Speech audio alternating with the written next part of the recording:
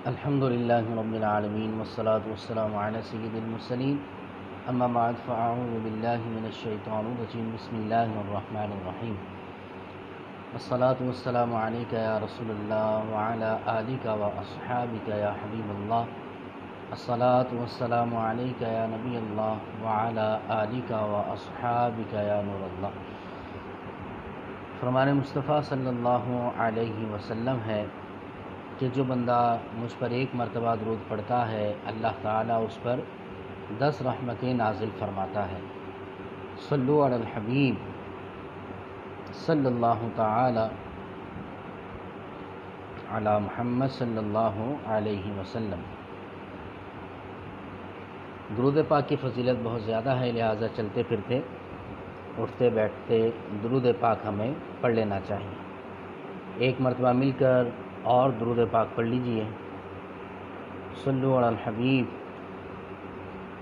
صلی اللہ علی محمد صلی اللہ علیہ وسلم صلاۃ و سلاما علیک یا سیدی یا رسول اللہ صلی اللہ علیہ وسلم۔ الحمدللہ اللہ کے فضل و کرم سے آج میرے گھر میں بچے کی ولادت ہوئی ہے۔ اللہ رب العالمین نے مجھے بیٹے کی نعمت سے نوازا ہے۔ تو دیکھا جائے تو اولاد جب پیدا ہوتی ہے تو ایک عام شخص کو پتہ ہونا چاہیے کہ بچے کی پیدائش کے بعد مجھے کون کون سے کام کرنے ہیں۔ بعض لوگ کچھ کام کرتے ہیں تو ہو سکتا ہے کہ وہ ادھورے کرتے ہوں، یا پھر ہو سکتا ہے کہ کچھ کرتے ہوں کچھ نہ کرتے ہیں، یا پھر ہو سکتا ہے کہ کچھ کام کرتے ہوں کچھ کام نہ کرتے ہوں۔ تو اس حوالے سے پھر میں نے سوچا کہ ایک بندے کو پتہ ہونا چاہیے کہ اگر اللہ اس کو اولاد عطا فرمائے تو اس کے بعد وہ کون کون سے کام کرے۔ تو اس کے لیے میں نے بھی کچھ کتابوں کا مطالعہ کیا۔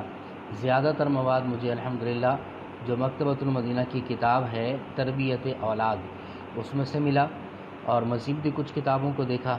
المدینہ لائبریری جو ہماری ہے مکتبۃ المدینہ کی دعوت اسلامی نے اس کو بنایا ہے، تو اس کے اندر بھی اچھا مواد مل گیا الحمدللہ۔ تو کچھ نکات کچھ مدنی پھول میں نے تیار کیے ہیں، سوچا کہ اس خوشی کے موقع پر میں نے بھی اس پر کچھ پر عمل ہو چکا ہے، کچھ پر انشاءاللہ اگلے کچھ دنوں میں عمل ہوگا، تو آپ سے بھی وہ شیئر کیے جائیں۔ آپ کو اگر آڈیو اور ویڈیو کلیئر آ رہی ہو تو پلیز مجھے کمنٹس میں بتائیے گا۔ تو یہ اللہ رب العالمین کا احسان ہوتا ہے کہ اولاد اللہ تعالی عطا فرماتا ہے۔ تو اولاد کے پیدائش کے بعد بندے کو جو کام کرنے چاہیے تو وہ اللہ رب العالمین کی کرم سے بندے کو وہ بھی کرنے چاہیے۔ میرے الحمدللہ پہلے 2 بیٹے ہیں اور ایک بیٹی ہے میری پہلے۔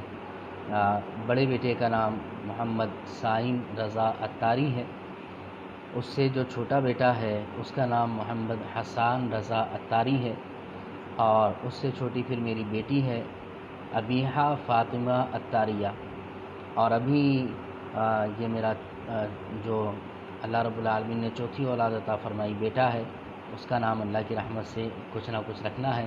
محمد نام تو رکھ لیا ہے، اور اس کے علاوہ پکارنے کے لیے کیا رکھنا چاہیے اس پر اب ظاہر ہے کہ خاندان والے بھی کچھ مشورے دیتے ہیں، ان کی بھی کچھ فرمائشیں کچھ چاہتے ہوا کرتی ہیں، کچھ ہمارے ذہنوں میں بھی نام ہے۔ تو اب دیکھیں اگلے کچھ دنوں میں انشاءاللہ نام بھی ڈیسائیڈ ہو جائے گا۔ تو آئیے ٹاپک کی طرف بڑھتے ہیں کہ جب اللہ تعالیٰ کسی کو اولاد کی نعمت عطا فرمائے تو سب سے پہلے تو اسے خوشی کا اظہار کرنا چاہیے۔ میں آپ کو ترتیب وائز پہلے یہ کام گنوا دیتا ہوں اور پھر ان کی ڈیٹیل پر انشاءاللہ ہم بعد میں بات کریں گے، ٹھیک ہے؟ تو یہ 9 کام میں نے لکھے ہیں کہ بچے کی پیدائش کے بعد ایک مسلمان کو والدین کو 9 کام کرنے چاہیے۔ نمبر 1 تو یہ کہ خوشی کا اظہار کرنا چاہیے۔ نمبر 2 زچہ اور بچہ کی حفاظت کے اسباب کو اختیار کرنا چاہیے۔ اب چاہے وہ ظاہری طور پر مادی طور پر حفاظت کے اسباب ہوں یا روحانی طور پر ہوں، لہٰذا دونوں اعتبار سے بچے کی اور بچے کی والدہ کی حفاظت کا اہتمام اچھے انداز میں کرنا چاہیے۔ تیسرے نمبر پر کان میں اذان دینی چاہیے۔ چوتھے نمبر پر تحنیک یعنی گٹی دینی چاہیے۔ اور 5ویں نمبر پر یہ کام ہے کہ بچے کا نام رکھنا چاہیے، اور 6 نمبر پر یہ ہے کہ بچے کے سر کے بال مونڈنے چاہیے۔ 7ویں نمبر پر کام یہ ہے کہ عقیقہ کرنا چاہیے۔ 8ویں نمبر پر یہ ہے کہ اگر بچہ لڑکا ہے تو پھر اس کا ختنہ کرنا چاہیے۔ اور 9واں کام یہ کرنا ہے بچے کے پیدا ہونے کے بعد کہ اپنے بچے کو کسی پیر کامل کا مرید بنوا دینا چاہیے۔ یہ 9 کام ہیں، دوبارہ سن لیں۔ خوشی کا اظہار کرنا، زچہ بچہ کی حفاظت کا اہتمام کرنا، کان میں اذان دینا، تحنیک یعنی گٹی دلوانا، نام رکھنا، بال منڈوانا، عقیقہ کرنا، لڑکا ہو تو اس کا ختنہ کرنا، اور اپنے بچے کو کسی پیر کامل کا مرید بنا دینا۔ یہ 9 کام ایسے ہیں کہ جو پیدائش کے بعد، بچے کی پیدائش کے بعد یہ کرنے چاہیے۔ خوشی کا اظہار کرنا چاہیے، پہلے نمبر پر کام یہ ہے۔ یاد رکھیے کہ بیٹا ہو یا بیٹی ہو، لڑکا پیدا ہو یا لڑکی پیدا ہو، اللہ تعالیٰ کا شکر بجا لانا چاہیے کہ اولاد اللہ رب العالمین کی عطا کردہ بہت بڑی نعمت ہے، ماں کے لیے بھی اور باپ کے لیے بھی۔ لہٰذا اولاد کی جو نعمت بندے کو اللہ تعالیٰ عطا فرماتا ہے تو اس پر خوشی کا اظہار کرنا چاہیے۔ اور خوشی کے اظہار کا ایک طریقہ یہ بھی ہے کہ بندہ جائز کام کرے، صدقہ و خیرات کرے، اس کا جو ہے وہ اعلان کرے، رشتہ داروں کو بتائے، کچھ تحفے تحائف اگر دینا چاہتا ہو تو وہ بھی کریں۔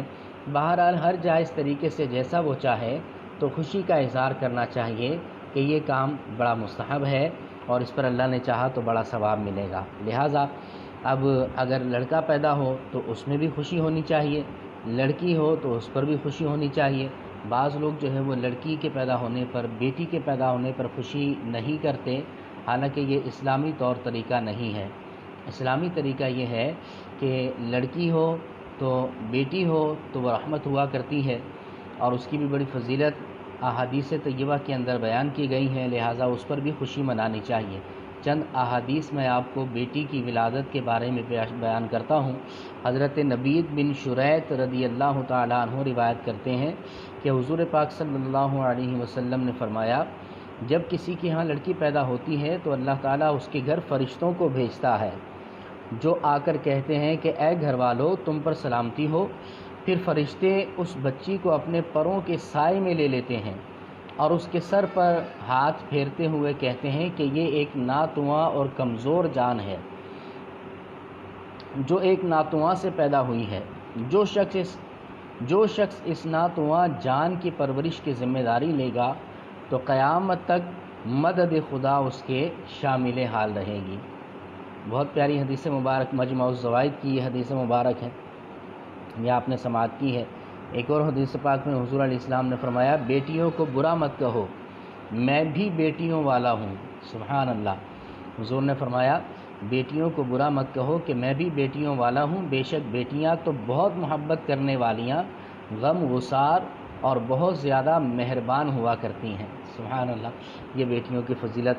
بہرحال احادیث طیبہ کے اندر اور بھی بہت زیادہ بیٹیوں کی فضیلت کو بیان کیا گیا ہے، اور بیٹیوں کی آمد پر بھی، ان کی ولادت پر بھی خوشی ہونی چاہیے، اور بیٹوں کے پیدا ہونے پر بھی خوشی ہونی چاہیے، دونوں ہی نعمتیں ہیں۔ تو بہرحال اولاد کی ولادت کی خوشی میں، بچے کے پیدا ہونے پر سب سے پہلا کام یہ کرنا ہے کہ خوشی کا اظہار کرنا ہے، اور خوشی کا اظہار اس طرح بھی کریں کہ اللہ کے حضور جھک جائیں، شکرانے کے نوافل ادا کریں، اللہ رب العالمین کا شکر ادا کریں، یہ بھی ایک طریقہ ہے۔ دوسرا کام یہ کرنا ہے کہ زچہ بچہ کی حفاظت کا اہتمام کرنا ہے، وہ چاہے ظاہری اعتبار سے ہو، بچے کی اور اس کی ماں کی کیئر کریں، ڈاکٹر جس طرح کہیں تو اس کی بات کو مانیں۔ اگر آپ تجربہ کار نہیں ہیں، اگر آپ خود ڈاکٹر نہیں ہیں تو ظاہر ہے ہر بندہ اپنی فیلڈ کا ماہر ہوا کرتا ہے، تو پہلے تو اچھے ڈاکٹر کا، فیمیل ڈاکٹر کا جو ہے وہ اچھا انتخاب کریں، اور پھر جیسا وہ کہیں اس پر عمل کرنا چاہیے، اپنی عقل کے دوڑے نہیں دوڑانے چاہیے، بسا اوقات اس میں آزمائش کا سامنا بھی ہو سکتا ہے۔ پھر دوسری بات یہ کہ جب زچہ بچہ کی، جب یہ ولادت کا سلسلہ ہو رہا ہو، جب ڈیلیوری ہو رہی ہو، تو اس کے اندر جیسے کہ آج ہمارے گھر میں بھی یہ معاملہ تھا، تو میں نے دعوت اسلامی کے تعویذات عطاریہ کے مجلس کے ایک اسلامی بھائی کو جنید بھائی ہمارے ہیں، آپ جانتے ہوں گے ان کو. میں نے ان کو کال کی، واٹس ایپ پہ ان سے رابطہ کیا اور میں نے کہا کہ بھئی کچھ وظیفہ وغیرہ بتائیں کیا کرنا ہوتا ہے. تو انہوں نے مجھے کچھ وظائف دیے. تو اس میں سے ایک یہ تھا کہ جب ڈلیوری ہو رہی ہو، جب بچے کی ولادت ہو رہی ہو، اور اس وقت آپ یہ کریں کہ سورہ انشقاق کی ابتدائی 5 آیتوں کا ورد کریں. 30ویں پارے کے اندر یہ صورت ہے. تو کہا کہ جب آپ کے بچوں کی ماں چلی جائے آپریشن تھیٹر میں، جب یہ ولادت کا سلسلہ ہو رہا ہو، تو اس وقت میں سورہ انشقاق کی ابتدائی جو 5 آیتیں ہیں ان کو بار بار پڑھیں، ان کا ورد کریں، انشاءاللہ ولادت میں آسانی ہوگی. وہ 5 آیتیں کون سی ہیں میں عرض کیا دیتا ہوں. سورہ انشقاق کی 5 آیتیں ابتدائی یہ ہیں: بسم اللہ الرحمن الرحیم، اذا السماء انشقت وأذنت لربها وحقت وإذا الأرض مدت وألقت ما فيها وتخلت وأذنت لربها وحقت. یہ 5 آیتیں ہیں کہ ان کو بار بار اس وقت میں پڑھنا چاہیے. اچھا، اس کے بعد یہ کہ جب بچہ پیدا ہو جائے تو اس کے بعد پھر یا برو 7 مرتبہ پڑھ کر بچے پر دم کر رہے ہیں. فائدہ یہ ہوگا کہ بچہ جو ہے بیماریوں سے محفوظ رہے گا اور انشاءاللہ بڑا اللہ نے چاہا صحت مند رہے گا. یہ دوسرا روحانی علاج ہو گیا.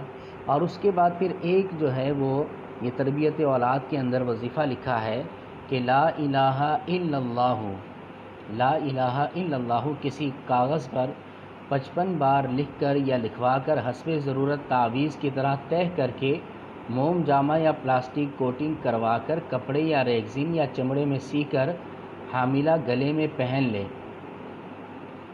یا بازو میں باندھ لے تو انشاءاللہ عز و جل حمل کی بھی حفاظت اور بچہ بھی بلا اور آفت سے سلامت رہے گا.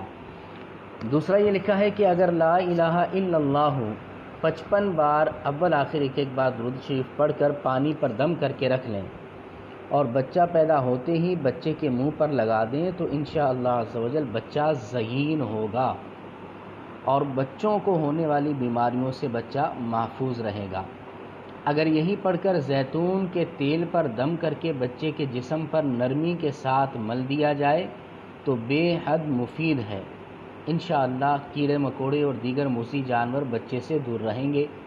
اس طرح کا پڑا ہوا زیتون کا تیل بڑوں کے جسمانی دردوں میں مالش کے لیے بھی نہایت کارآمد ہے. یہ تربیت اولاد میں لکھا ہوا ہے اور فیضان سنت باب فیضان رمضان کے حوالے سے یہ لکھا ہوا ہے. تو یہ دوسرا کام ہم نے کرنا تھا. تیسرا کام بچے کی ولادت کے بعد یہ کرنا ہوتا ہے کہ کان میں اذان دینا ہوتی ہے. جب بچہ پیدا ہو تو مستحب یہ ہے کہ اس کے کان میں اذان اور اقامت کہی جائے کہ اس طرح ابتدا سے ہی بچے کے کان میں اللہ اور اس کے پیارے حبیب صلی اللہ علیہ وسلم کا نام پہنچ جائے گا. اس طرح ایک مسلمان بچے کے لیے اسلام کے بنیادی عقائد سکھانے کا بھی آغاز ہو جاتا ہے اور بچے کی روح نور توحید سے منور ہو جاتی ہے. نبی پاک علیہ الصلوۃ والسلام نے بھی بچوں کے کان میں اذانیں دی ہیں، جیسا کہ جامع ترمذی کی حدیث مبارک ہے کہ ہمارے پیارے آقا صلی اللہ علیہ وسلم نے حضرت حسن بن علی رضی اللہ تعالی عنہما کی ولادت پر ان کے کان میں خود اذان دی.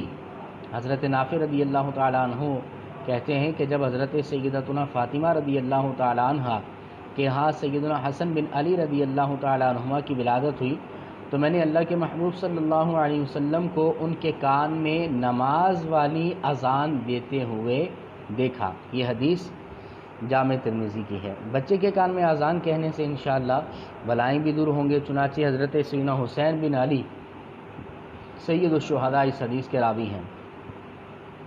کہتے ہیں کہ نبی پاک علیہ الصلوۃ والسلام نے ارشاد فرمایا جس کے گھر میں بچہ پیدا ہو اور وہ اس کے دائیں کان میں اذان اور بائیں کان میں اقامت کہے تو اس بچے سے الصبیان کی بیماری دور ہو جاتی ہے. ایک اور مسئلہ بہار شریعت کے حوالے سے سماعت کر لیں.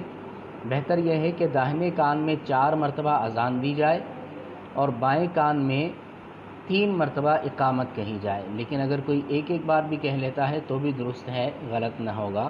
البتہ بہتر اور افضل یہ ہے کہ 4 مرتبہ سیدھے کان میں اذان دی جائے اور 3 مرتبہ الٹے کان میں اقامت کی جائے. چوتھا کام جو بچے کی ولادت کے بعد کرنا ہوتا ہے وہ ہے تحنیک کرنا، یعنی گٹی دلوانا۔ دور رسالت میں صحابہ کرام علیہم رضوان کا معمول تھا کہ جب ان کے گھر کوئی بچہ پیدا ہوتا تو صحابہ اسے رحمت عالم نور مجسم صلی اللہ علیہ وسلم کی بارگاہ میں لاتے اور نبی پاک علیہ الصلوۃ والسلام کھجور اپنے دہن اقدس میں چبا کر بچے کے منہ میں ڈال دیا کرتے تھے، جسے تحنیک کہا کرتے ہیں۔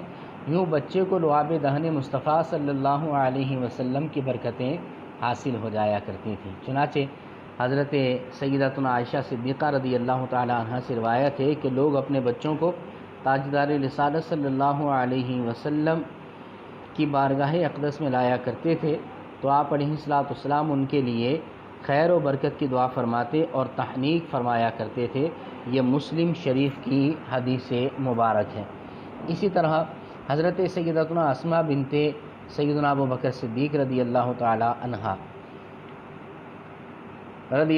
عنہما فرماتی ہیں، آپ سے مروی ہے کہ وہ ہجرت کے بعد مدینہ منورہ آئیں تو مقام قباء میں ان کے ہاں ولادت ہوئی اور حضرت عبداللہ بن زبیر پیدا ہوئے۔ فرماتی ہیں کہ میں بچے کو لے کر نبی پاک علیہ الصلوۃ والسلام کے دربار میں حاضر ہوئی تو میں نے ان کو آپ علیہ الصلوۃ والسلام کی مبارک گود میں رکھ دیا۔ نبی پاک علیہ السلام نے چھہارا منگوایا اور اسے چبایا، پھر اس میں اپنا لعاب دہن ڈالا۔ سبحان اللہ۔ پس سب سے پہلے اس کے پیٹ میں جو پہنچا وہ جناب رسول اللہ صلی اللہ علیہ وسلم کا لعاب مبارک تھا۔ پھر اسے کھجور کی گٹی دی، پھر اس کے لیے دعائے خیر کی اور برکت سے نوازا۔ یہ اسلام میں پہلا بچہ پیدا ہوا تھا۔ صحیح بخاری شریف کی یہ حدیث مبارک میں نے آپ کو سنائی ہے، اور بھی کئی حدیثیں موجود ہیں۔ اسی طرح ایک کام یہ کرنا ہوتا ہے کہ بچے کا نام رکھنا، بال مونڈنا اور عقیقہ کرنا۔ 7ویں دن بچے کا نام رکھا جائے اور اس کا سر مونڈا جائے، سر کے بال اتارے جائیں 7ویں دن، اور سر منڈانے کے وقت اس کا عقیقہ بھی کیا جائے اور بالوں کا وزن کر کے سونا یا چاندی بالوں کے برابر صدقہ کیا جائے، یعنی سر کے بال کا وزن جتنا ہوگا اتنی چاندی یا اتنا سونا جو ہے صدقہ کیا جائے۔ یہ مستحب عمل ہے۔ اور نام کیسے ہونے چاہیے؟ یاد رکھیں کہ نام جو ہے وہ اچھے ہونے چاہیے، جس کے اندر کم از کم 3 چیزیں پائی جائیں۔ ایک تو یہ کہ نام کا معنی اچھا ہو، اور دوسرا یہ ہے کہ اس نام کی نسبت اچھی ہو، یعنی وہ پہلے کسی نیک آدمی کا نام رہ چکا ہو۔ یہ 2 چیزیں اس میں دیکھنی ہیں، ایک تو یہ کہ معنی اچھا ہو، دوسرا اس کی نسبت، یعنی پہلے کسی اسلام میں کسی نیک شخصیت کا نام وہ رہ چکا ہو۔ فلمی اداکاروں پر نام رکھنا بچوں کا، اسی طرح یونیک نام کے جو ہے نا وہ اس کے اندر کہ یونیک ہونا چاہیے یا اچھا ہونا چاہیے یا کچھ نیا ہونا چاہیے، تو اس طرح عجیب نام جو ہے وہ نہیں ہونے چاہیے۔ بڑی مثالیں میرے ذہن میں آ رہی ہیں۔ ایک مرتبہ مفتی حسان صاحب دامت برکاتہم العالیہ نے مدنی مذاکرے میں فرمایا تھا، مجھے یاد ہے، آپ نے فرمایا کہ ایک شخص آیا اور آ کر کہا کہ میں نے اپنی بچی کا نام فبیہ رکھا ہے، آپ اس نام کا معنی بتا دیں۔ تو مفتی حسان صاحب نے بیان کیا، آپ بتاتے ہیں کہ میں نے اس سے کہا کہ یہ فبیہ تو پہلی بار سنا ہے، کہاں سے رکھا ہے یہ نام؟ تو اس نے کہا کہ وہ قرآن کریم کی آیت ہے نا سورہ رحمان میں، فَبِأَيِّ آلَاءِ رَبِّكُمَا تُكَذِّبَانِ، تو تم اپنے رب کی کون کون سی نعمت کو جھٹلاؤ گے۔ تو میں نے اس آیت سے یہ نام نکالا ہے فبیہ۔ معاذ اللہ قرآن کی آیت کو ہی بدل ڈالا، اس میں جو ہے وہ غلطی کر ڈالی۔ اس طرح کے نام رکھنا جائز نہیں ہے۔ تو بہرحال علماء سے رہنمائی لے لیں، کتابیں ملتی ہیں اچھی، اس میں اچھے نام مل جاتے ہیں، ویسے نام رکھیں۔ بچے کی کنیت بھی رکھنا جائز ہے۔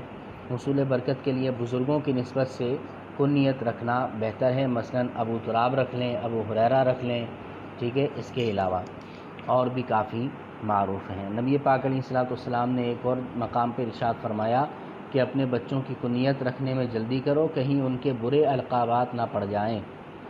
اور اگر لڑکا پیدا ہو تو اس میں نام جو ہے بچے کا محمد رکھنا چاہیے، ٹھیک ہے۔ نام محمد کی بڑی برکتیں ہیں۔ نبی پاک علیہ السلام نے فرمایا جس نے میرے نام سے برکت کی امید کرتے ہوئے میرے نام پر نام رکھا تو قیامت تک صبح و شام اس پر برکت نازل ہوتی رہے گی۔ ایک اور حدیث میں حضور نے فرمایا کہ جس کے ہاں بیٹا پیدا ہو اور وہ میری محبت اور حصول برکت کے لیے اس کا نام محمد رکھے تو وہ اور اس کا بیٹا دونوں جنت میں جائیں گے۔ سبحان اللہ۔ اس کے بعد جو کام کرنا ہوتا ہے وہ بال منڈوانا ہوتا ہے۔ بچے کے بال منڈوائے جاتے ہیں۔ حضرت سیدنا عبداللہ بن بریدہ رضی اللہ تعالیٰ عنہ اپنے والد سے بیان کرتے ہیں کہ ہم زمانہ جاہلیت میں جب بچہ پیدا ہوتا تو اس کی طرف سے بکری ذبح کرتے تھے اور ذبیحے کے بال اتارتے اور اس بچے کے سر پر اس بکری کا خون ملتے تھے، لیکن جب ہم اسلام لائے تو اب ہمارے ہاں جب بچہ پیدا ہوتا ہے تو اس کی طرف سے بکری ذبح کرتے ہیں، اس بچے کا سر منڈاتے ہیں اور اس کے سر پر زعفران ملتے ہیں۔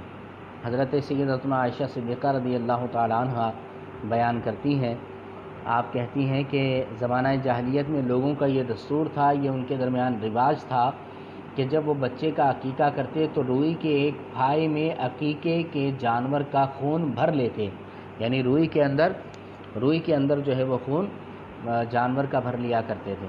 پھر جب بچے کا سر منڈا دیتے تو وہ خون بھرا پھایا اس کے سر پر رکھ دیا کرتے تھے اور اس کے سر کو عقیقے کے خون سے رنگ دیا کرتے تھے۔ یہ زمانہ جاہلیت میں ایسا ہوتا تھا۔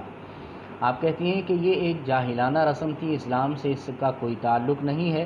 نبی پاک علیہ الصلوۃ والسلام نے فرمایا کہ بچے کے سر پر خون نہیں بلکہ اس کی جگہ خلوق، یعنی یہ ایک مرکب خوشبو کا نام ہے جو زعفران وغیرہ سے تیار کی جاتی ہے، فرمایا کہ وہ لگایا کرو۔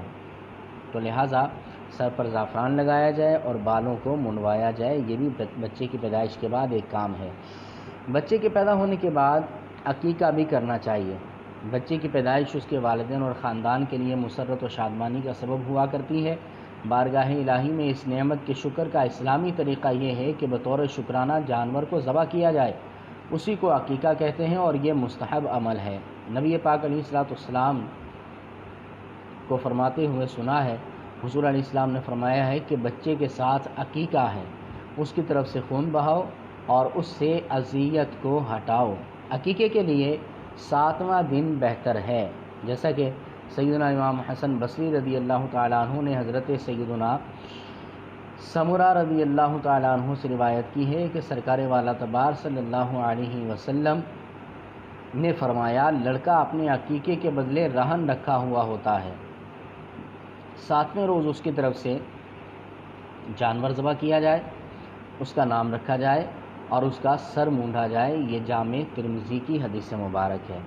اگر 7ویں دن نہ کر سکیں، 7ویں دن اگر یاد نہیں رہا یا کسی بھی وجہ سے 7ویں دن عقیقہ نہیں کر سکے تو پھر زندگی میں جب بھی چاہیں عقیقہ کر سکتے ہیں، لیکن 7 دن کا لحاظ پھر بھی رکھنا بہتر ہے، یعنی مستحب ہے۔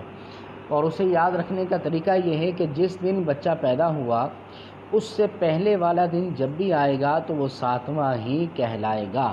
مثال کے طور پر اس کو مزید سمجھ لیے کہ ہفتے کو بچہ پیدا ہوا تو جمعۃ المبارک 7واں دن کہلائے گا۔ اب زندگی میں جب بھی جمعے کا دن آئے گا تو وہ بچے کی پیدائش کا 7واں دن کہلائے گا، لہٰذا جب بھی آپ عقیقہ کریں تو اس 7ویں دن کا خیال ضرور رکھیں۔ 8واں کام جو کرنا ہوتا ہے وہ بچے کا عقیقہ، 8واں کام جو کرنا ہوتا ہے تو وہ بچے کا ختنہ کرنا ہوتا ہے اگر بچہ لڑکا پیدا ہو۔ نبی پاک علیہ الصلوۃ والسلام نے فرمایا، حضرت ابو ہریرہ اس حدیث کے راوی ہیں، حضور نے فرمایا کہ فطرت 5 چیزیں ہیں: ختنہ کرنا، منہ زیر ناف صاف کرنا، بغل کے بال نوچنا، مونچھیں کترنا، ناخن کاٹنا۔ مسلم کی یہ حدیث مبارک ہے۔ یاد رکھیں کہ ختنہ کرنا سنت ہے اور یہ شاعر اسلام میں سے ہے کہ اس سے مسلمان اور غیر مسلم میں امتیاز ہوتا ہے، اس لیے اسے مسلمانی بھی کہا جاتا ہے۔ ولادت کے 7 دن کے بعد ختنہ کرنا جائز ہے۔ ختنے کی مدت 7 سال سے 12 سال تک ہے، ٹھیک ہے، اس کو بھی یاد رکھیں۔ اور حضرت علی المرتضیٰ کرم اللہ تعالی وجہ الکریم سے مرفوعاً روایت ہے کہ اپنے بچے کا 7ویں دن ختنہ کرو کہ یہ گوشت اگنے کے لیے جلدی اور ستھرا ہے اور دل کے لیے راحت ہے۔ تو بچپن کے اندر ہی ختنہ وغیرہ کر دینا چاہیے، اس میں یہ ہے کہ بچے کے لیے راحت بھی ہے، اور اگر بڑے ہو کر کرواتے ہیں تو وہ پھر تھوڑا سا اس کو عجیب بھی سمجھا جاتا ہے اور بچے کے لیے تکلیف بھی زیادہ ہوا کرتی ہے۔ 9واں اور آخری کام ہمیں یہ کرنا ہے کہ بچے کو بچپن ہی سے ہم کسی پیر کامل کا مرید بنا دیں، کہ ہمارے بچے کا کوئی ایک دن بھی جو ہے وہ بغیر پیر کے نہ گزرے۔ اور یاد رکھیں کہ جس سے بھی آپ مرید کروائیں گے، جس کے بھی آپ بیعت کروائیں گے، تو وہ جامع شرائط پیر ہونا چاہیے، جعلی پیر نہیں ہونا چاہیے۔ اور سید اعلیٰ حضرت رحمۃ اللہ علیہ نے جامع شرائط پیر کے لیے 4 شرطیں فتاوی رضویہ میں لکھی ہیں۔ ان میں سے ایک تو یہ کہ سنی صحیح العقیدہ ہو، دوسری شرط یہ ہے کہ اتنا علم رکھتا ہو کہ اپنی ضروریات کے مسائل کتابوں سے نکال سکے، یعنی عالم ہو، اور تیسری شرط یہ ہے کہ فاسق معلن نہ ہو۔ ایک بار گناہ کبیرہ کرنے والا یا گناہ صغیرہ پر اصرار کرنے والا، یعنی 3 یا اس سے زیادہ بار کرنے والا، یا صغیرہ کو صغیرہ سمجھ کر ایک بار کرنے والا فاسق ہوتا ہے، اور اگر علی اعلان کرے تو وہ پھر فاسق معلن کہلاتا ہے۔ چوتھی اور آخری شرط پیر کامل کے لیے یہ ہے کہ اس کا سلسلہ بیعت جو ہے وہ نبی کریم علیہ الصلوۃ والسلام تک متصل ہو، یعنی ملا ہوا ہو۔ تو یہ ہم نے 9 کام ولادت کے بعد کرنے ہوتے ہیں۔ ہو سکتا ہے کہ کچھ مس ہوئے ہوں، وہ آپ دیگر کتابوں کی طرف رجوع بھی کر سکتے ہیں، علماء سے بھی رجوع کر سکتے ہیں۔ لہٰذا اللہ تعالی ہماری اولاد کو جو ہے ہماری نجات کا ذریعہ بنائے، اور اولاد کا تمام مسلمانوں کو، تمام والدین کو اپنی اولاد کا سکھ اور چین دیکھنے کی توفیق عطا فرمائے۔